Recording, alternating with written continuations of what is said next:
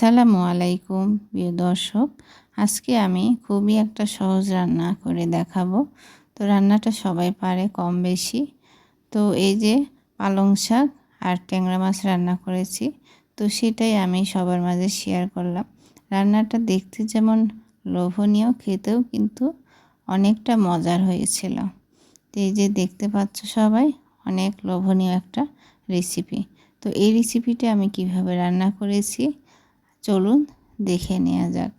তো এখানে নিয়েছি কিছু ট্যাংরা মাছ, আর এর মধ্যে কিন্তু কিছু পাবদা মাছও ছিল। আমি একসঙ্গে করে রান্না করেছি। তো এখানে মাছগুলো আমি ভালো করে পরিষ্কার করে রেখেছি। আর এখানে আছে আলু, টমেটো, কাঁচামরিচ কেটে নিয়েছি, আর পালং শাকটা ধুয়ে কেটে রেখেছি।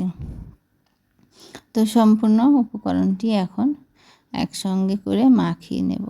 তো তরকারি, ছোটো মাছের তরকারিটা কিন্তু মাখানোটাই বেশি মজা লাগে আমার কাছে। তো আমি যেভাবে রান্না করি আর কি সেভাবে একটু শেয়ার করলাম। তো প্রথমে আমি স্বাদমতো লবণ দিয়েছি, আর হলুদ গুঁড়া, ধনিয়া গুঁড়া দিয়েছি, আর এই যে দিলাম বাটা মশলা, বাটা মশলা না, এটা ব্লেন্ড করে নিয়েছি বাটার মতো করেই। এখানে আছে কাঁচামরিচ, আর আছে জিরা, আদা, রসুন, পেঁয়াজ, আর একটু টমেটো আমি ব্লেন্ড করে নিয়েছি। একসঙ্গে সম্পূর্ণ মশলাগুলো ব্লেন্ড করে নিয়েছি। আমি অবশ্য যখনই তরকারি রান্না করি তখনই প্রয়োজন মতো ব্লেন্ড করে নিই, সঙ্গে সঙ্গে তখনই রান্না করি। তো এই যে আমি মাখানো হয়ে গেলে মাছগুলো দিয়ে দিচ্ছি। এখন মাছগুলো দিয়ে আমি ভালো করে আবারও মাখিয়ে নেব হাতের সাহায্যে। তো এই মাখানো তরকারিটা কিন্তু আমার কাছে ভীষণ ভালো লাগে। তো অনেকেই মাখানো তরকারি ভালো লাগে, আবার অনেকের কাছেই ভাজি করে রান্না করলে ভালো লাগে। যে যার মতো ইচ্ছে তেমন করে রান্না করে খেতে পারে। আর আমি যেসব রান্নাগুলো দেখাই সবই খুবই সহজ রান্না, খুবই সহজ রেসিপি। তো এই যে আমার মাখানো কিন্তু হয়ে গেছে অলরেডি। আমি এখন পরিমাণ মতো ঝোলের জন্য পানি দিয়ে দেব। তো পানিটা বেশি দিব না, কারণ ঝোলটা রাখবো না বেশি একটা, সেজন্য একটু গামাখা করে আমি পানি দিচ্ছি। ছোটো মাছের তরকারিতে পানি কম দেওয়াটাই ভালো অবশ্য, কারণ মাছটা যেন ভেঙে না যায়। বেশি পানি দিলে মাছটা ভেঙে যাওয়ার সম্ভাবনা থাকে। তো আমার তরকারিটা কিন্তু অলরেডি বলক চলে এসেছে। আমি ঢাকনাটা উঠিয়ে নিচ্ছি।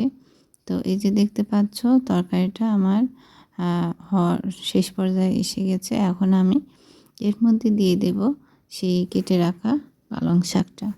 তো পালং শাকটা এই পর্যায়ে দিয়ে দিচ্ছি।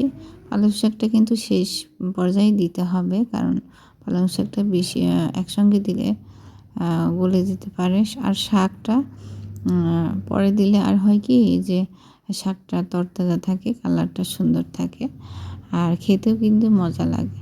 আর শাক তো সিদ্ধ হতে বেশি টাইম লাগে না, সেজন্য শেষ পর্যায়ে দিলেই আর কি ভালো হয়। তো আমি এভাবে রান্না করি। শাক দিয়ে যখন মাছ রান্না করি তখন শাকটা শেষ পর্যায়ে দিই। কে কেমন রান্না করে অবশ্যই কমেন্ট করে জানিয়ে দিও।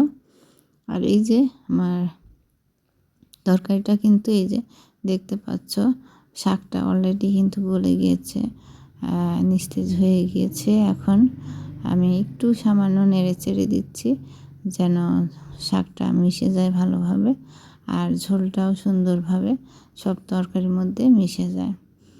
আর এই যে এখন বেশি একটা জোরে সোরে নাড়ব না, কারণ মাছটা ভেঙে যেতে পারে। তো এই যে আমি একটু নেড়ে চেড়ে রেখে দিচ্ছি।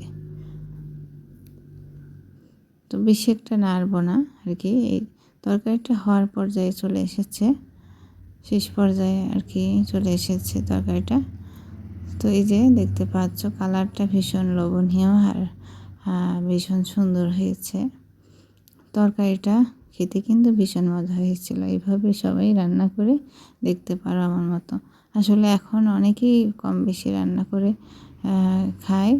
তো আমার মতো রান্না করে খেতে পারো। তো সবাই প্লিজ ভিডিওতে যদি লাইক না দিয়ে থাকো অবশ্যই একটা লাইক দিয়ে চ্যানেলটি সাবস্ক্রাইব করে আমার পাশে থেকে যেও। আল্লাহ হাফেজ।